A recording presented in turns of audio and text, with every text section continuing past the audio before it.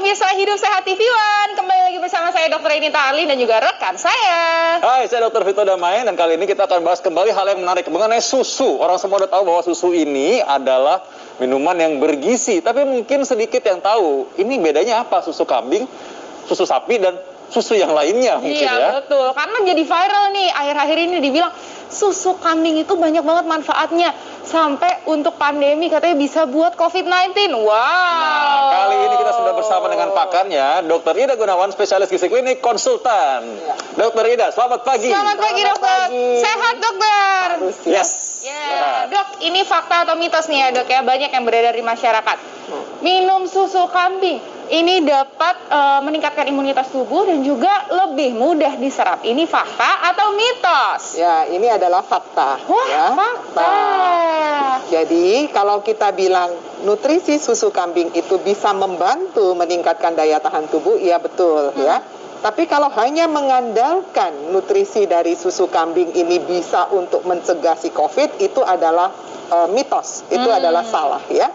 Jadi kalau kita bicara mengenai pandemi, kan kita tahu itu banyak sekali faktor yang berperan.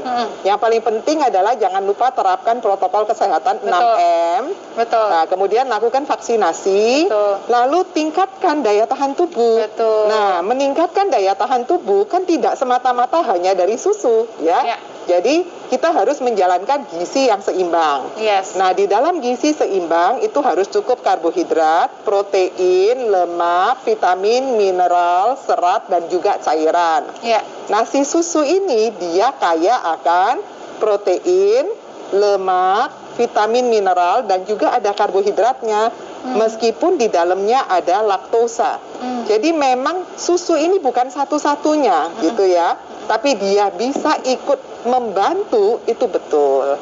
Ya? Nah, jadi berarti susu ini salah satunya ya? Salah satu. Kalau pakai minum susu tiap hari tapi nggak pakai masker, namanya samjuhong, ya, sama juga bohong. Gitu. Oh, Ya, benar. Oke. Ya. Lanjut. Baik, Dr. Arlin, ini ada fakta atau mitos di kandungan protein pada susu kambing itu jauh lebih tinggi dibandingkan pada susu sapi sehingga membantu meningkatkan stamina tubuh. Ini fakta atau mitos? Ya, ini adalah fakta. Wow. Jadi susu kambing ini dalam porsi yang sama, kira-kira kalau 8 ons itu 240 ml atau kira-kira 1 gelas gini, ini kandungan proteinnya kira-kira 9 gram. Nah, kalau susu sapi kandungan proteinnya dalam jumlah yang sama banyak, kira-kira 8 gram. Kalau kalsium gimana, dokter? Nah, kalsium dalam susu kambing lebih tinggi. Jadi dalam 1 gelas ini 330 mg. Sedangkan di dalam susu sapi kira-kira 150 mg. Jadi memang dia 2 kali. Oh. Nah, susu kambing ini punya keuntungan dibandingkan dengan susu sapi. Dalam hal komposisinya dia kaya kalsium, kaya potasium atau kalium ya. Jadi sangat baik juga untuk kesehatan jantung ya. Kemudian dia juga kaya akan vitamin A sebagai salah satu antioksidan yang sangat baik untuk kesehatan mata dan juga imunitas kita. Nah, kalau susu sapi, dia memang kalah untuk kalsium maupun kaliumnya dibanding susu kambing. Tapi dia punya keunggulan lainnya, yaitu dia kaya akan Fe ya, atau zat besi, dia kaya akan asam folat, dia kaya akan vitamin B12 dan kaya selenium. Selenium juga antioksidan yang baik untuk imunitas, ya. Jadi memang kita nggak bisa kalau makan itu cuman fanatik, saya hanya mau susu kambing, nggak mau susu sapi. Jadi sangat bagus kalau kita makan bisa bervariasi, itu juga akan lebih baik. Berarti variasi ya, protein kalsium lebih tinggi, tapi selenium lebih tinggi di susu sapi. Oke. Nah, ini selanjutnya nih dokter, fakta atau mitos dokter? Katanya susu kambing lebih rendah lemak dibandingkan susu sapi. Ini fakta atau mitos, dokter? Ya, ini adalah mitos. Oh, jadi mitos. gini, kalau kita membandingkannya standar, misalnya susu kambing yang standar, susu sapi yang standar. Kalau standar betul, jadi susu kambing ini mengandung lemak kira-kira 10 gram dalam takaran yang sama. Kalau susu sapi mengandung lemak kira-kira 11 gram. Tapi kita lihat di pasaran banyak sekali dijual susu sapi yang sekarang sudah dimodifikasi dengan low fat, ya kan, skim milk, atau yang tidak pakai lemak sama sekali. Nah, kalau seperti itu yang dibandingkan dengan susu kambing, pastinya kandungan lemaknya ya sedikit sekali, ya.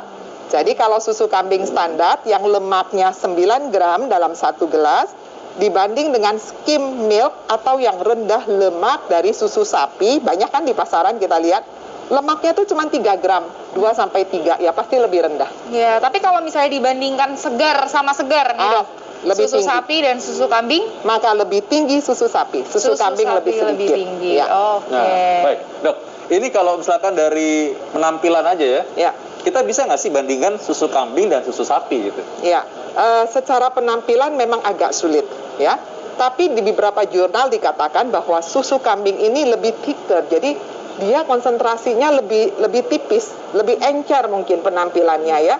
Tapi dengan kemajuan teknologi, kadang-kadang banyak sekali modifikasi yang dilakukan. Jadi kalau saya bilang memang agak sulit kita membandingkan, seperti tadi kita juga bingung kan, ini yang mana susu kambing, yang mana susu sapi ya. Jadi memang betul-betul harus dicantumkan listnya, dikasih nama bahwa ini memang susu Oh, kambing. gitu ya. Tapi kalau ketukar juga sebenarnya masih nggak apa-apa lah ya. Oke, baik. Ini banyak pasien saya nih dokter ya. Kebanyakan kan mungkin usia senior ya. Iya. Nah, usia senior ini mereka bilang bahwa ini dok, bagus dok susu kambing ini lebih bermanfaat untuk orang-orang di usia lanjut seperti saya. Apakah ini fakta atau mitos? Tapi jangan dijawab dulu dok. Kita akan kembali sesaat lagi tetap di Hidup Sehat. Ya, untuk semua kita kembali di Hidup Sehat dan kita masih ngomongin mengenai susu kambing. Nah, tadi kita akan bertanya ya mengenai susu kambing, belum terjawab nih karena banyak pasien-pasien saya yang dokter Alin nanya-nanya tuh dokter Alin, gimana tuh katanya pada lansia susu kambing ini lebih baik. Ini fakta atau mitos? Ya, ini adalah fakta. Wah, Nah, fakta. Kenapa fakta? Pertanyaan gitu. Yang pertama, susu kambing ini mengandung kalori yang lebih besar. Jadi kalau sama-sama takarannya sama-sama 1 gelas 240 ml, susu kambing ini mengandung 170 kilokalori. Sedangkan susu sapi mengandung kira-kira 140 atau 150 kilokalori. Standar to standar ya. Jadi bukan dengan yang skim atau apa. Artinya kalorinya lebih tinggi. Pada lansia kita tahu mereka nafsu makan kadang-kadang juga sudah turun. Jadi kalau suruh makan porsi yang banyak, rasanya udah nggak enak, gigi-geliginya terganggu, taste bud merasakan juga nggak enak, mungkin sistem nelan nggak enak, badan nggak enak, asupannya tidak bisa menjadi banyak. Padahal kebutuhan kalorinya besar.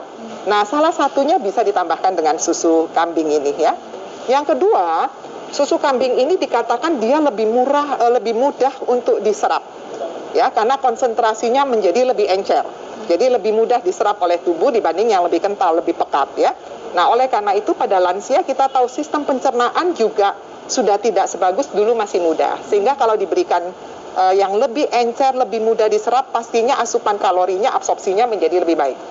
Yang ketiga, kandungan kalsiumnya tinggi 2 kali susu sapi, kecuali yang difortifikasi ya. Kalau standar dengan standar dia lebih tinggi. Jadi sangat baik juga lansia, kebutuhan kalsiumnya kan bagus. Kaliumnya juga lebih tinggi, itu juga bagus kan untuk kesehatan jantung dan sistem pembuluh darah. Kemudian vitamin A-nya juga lebih tinggi. Kita tahu lansia sering ada keluhan untuk mata ya, katarak, penglihatan. Jadi dia memang lebih baik ya. Jadi kalau saya setuju memang boleh untuk memberikan susu kambing ya. Wah, baik. Om, tante, kakek, nenek, eyang boleh deh kalau gitu susu kambing ya, dokter Alin tapi ya. pasti langsung bingung tuh ya. Ini berapa banyak minumnya yang bagusnya kalau misalnya untuk lansia tuh dok, gimana dok? Betul sekali. Jadi ingat kita selalu harus kembali pada gizi seimbang. Jangan pernah kalau saya katakan susu kambing ini bagus loh ya, berarti selama hidup saya makan saya semua full susu kambing. Tidak. Jadi tetap makannya harus gizi seimbang. Karbohidrat ada dong, nasi tetap ada. Kemudian lauk-lauk ada ikan, ada daging, tahu tempe, protein ya. Sayuran jangan lupa. Nah, susu ini diberikan kapan? Bisa sebagai snack atau selingan, camilan. Ya, jadi kalau kita dianjurkan makan itu kira-kira 5-6 kali sehari. Sarapan, nanti 3 jam lagi ada selingan pagi, kira-kira jam 9, jam 10. Makan siang, kemudian ada camilan sore. Makan malam, kalau misalnya malam sebelum tidur saya masih lapar atau asupannya tidak maksimal, boleh ditambahkan ekstra snack. Nah, pada waktu snacking, daripada nyamil kerupuk, nyamil yang nggak karu-karuan ya, atau yang manis-manis seperti itu, mungkin lebih baik bisa dipilihkan salah satunya adalah susu kambing, bisa dalam bentuk fresh, susu segar, atau dalam bentuk yogurt. Ya, yogurt susu kambing juga bagus. Kita tahu bahwa dia juga mengandung laktosa. laktosanya lebih sedikit dibandingkan dengan susu sapi. Jadi kalau laktosanya kira-kira ada 11 gram, di susu sapi kira-kira 12 graman. Dan dengan proses fermentasi menjadi yogurt, maka kadar laktosa ini menjadi lebih rendah, sehingga lebih memudahkan lagi untuk diserap, tidak menyebabkan banyak gangguan pada mereka yang intoleransi laktosa. Ya, jadi memang lebih baik kalau misalnya bisa mengkonsumsi seperti itu. Ya, bukan berarti semua susu saya gantikan ke susu kambing, tidak. Kalau satu saat saya mau menggunakan susu sapi, boleh nggak? Ya pasti boleh, gitu ya. Oke, nah ini untuk lansia. Kalau misalnya nih dok, pasti ada pertanyaan untuk masyarakat. Kalau buat anak-anak boleh nggak? Ya. Nah, ini gimana nih dok? Nah, gini, kalau kita bicara anak-anak itu adalah usia khusus, ya. Mereka pasti membutuhkan perlakuan yang khusus. Pemberian nutrisinya juga harus disesuaikan dengan kondisi kesehatan anak itu. Apakah status gizinya baik atau tidak, ya? Kalau misalnya anaknya sudah dewasa, jadi misalnya kriteria anak itu dia misalnya sudah anaknya udah sekolah, ya, misalnya sudah 10 tahun, 11 tahun, 12 tahun, selama anak itu tidak ada intoleransi laktosa dan tidak ada gangguan kesehatan, jika ingin diberikan sebagai selingan atau tambahan, pastinya boleh saja, ya, jadi tidak ada masalah. Tapi harus dengan catatan, perhatikan kondisi kesehatan dari si anak tersebut. Tapi kalau si anak ternyata ada masalah kesehatan, ada intoleransi dengan segala macam susu, anak-anak sering banget loh ya. Kemudian ada alergi dengan protein yang ada di susu, atau ada alergi dengan materi-materi yang ada di susu, maka sebaiknya harus konsultasikan dulu dengan dokter. Oke, baik. Nah, ini di antara para orang tua di rumah mungkin masih pingin supaya anaknya kan tetap terjaga ya dari COVID-19 pandemi sekarang ini. Kadang-kadang usia 12 tahun ke bawah itu belum ada vaksinasi. Jadi mereka cenderung tuh ngasih segala macam yang diperlukan. Nah, ini untuk mempertegas kembali apakah memang susu kambing ini bisa tepat untuk diberikan pada anak di bawah usia 12 tahun? Ya, kalau diberikannya dengan alasan supaya mencegah dia dari COVID-19, pastinya tidak. Ya, jadi prinsipnya adalah kalau ingin meningkatkan imunitas anak-anak, apalagi mereka yang belum divaksinasi, yang kurang dari 12 tahun itu, pastinya harus lakukan protokol semua yang diberikan. Prokes jalankan, jangan lupa. Kemudian karena vaksinasi tidak bisa, berikan imunitas yang baik. Salah satunya adalah nutrisi seimbang. Dari awal sudah saya tegaskan bahwa meningkatkan imunitas tubuh tidak boleh hanya mengandalkan satu macam makanan saja. Ya. Apalagi hanya mengandalkan susu saja tidak bisa. Makan harus gizi seimbang dan bervariasi. Ya, itu prinsip dasar. Baik, jadi nggak perlu panik-panik borong Dr. Arlin ya. Nanti besok ya, orang-orang di rumah ini. Tiba-tiba habis nonton Hidup Sehat langsung borong susu kambing semuanya. Iya, kata Dr. Ida tadi Hidup Sehat katanya kita harus susu kambing nih. Waduh, besok habis susu kambing ya, semua. tetap gizi seimbang yang utama. Nah, selanjutnya nih dokter, ada orang-orang yang beranggapan nih, aduh takut minum susu kambing karena bisa jadi darah tinggi, gitu ya. Nah, ini fakta atau mitos dokter bahwa jika ada orang yang memiliki riwayat darah tinggi tidak dianjurkan untuk dikonsumsi susu kambing. Ini fakta atau mitos, dokter? Ya, ini mitos. Ya. Nah, jangan dikambing hitamkan dong ya. Oh iya. Susu kambing. Ya, pertanyaannya kenapa? Tadi saya sudah jelaskan bahwa salah satu kandungan baik dari si susu kambing itu dia kaya akan kalium. Kalium itu sangat bagus sekali kan untuk menjaga kesehatan jantung dan pembuluh darah, termasuk untuk regulasi tekanan darah kita. Jadi menurut saya ini cukup baik sekali ya. Nah, berarti kesimpulannya nih, bagi siapa saja yang memang mungkin sebaiknya jangan susu kambing, sebaiknya siapa yang boleh susu kambing dan bagaimana cara mengolahnya, minumnya harus hangat atau enggak gitu. Ya, prinsipnya susu kambing dengan susu sapi dua-duanya adalah susu dari produk hewani. Kalau produk hewani kita selalu harus berpikir bahwa di dalamnya ada laktosa. Nah, kejelekan dari susu yang paling dikhawatirkan adalah keluhan pasien atau keluhan siapa saja. Saya nggak kuat dok minum susu. Susu itu bikin saya mules. Perut saya seperti GERD, kayak orang kembung, kayak orang kram. Pokoknya semua rasa pencernaan nggak enak. Nah, itu sering sekali disebabkan karena kandungan laktosa. Jadi mau susu kambing atau susu sapi, dua-duanya mengandung laktosa. Selama dia produk dari hewani. Nah, oleh karena itu, buat mereka yang intoleransi laktosa, yang tidak bisa menggunakan laktosa, maka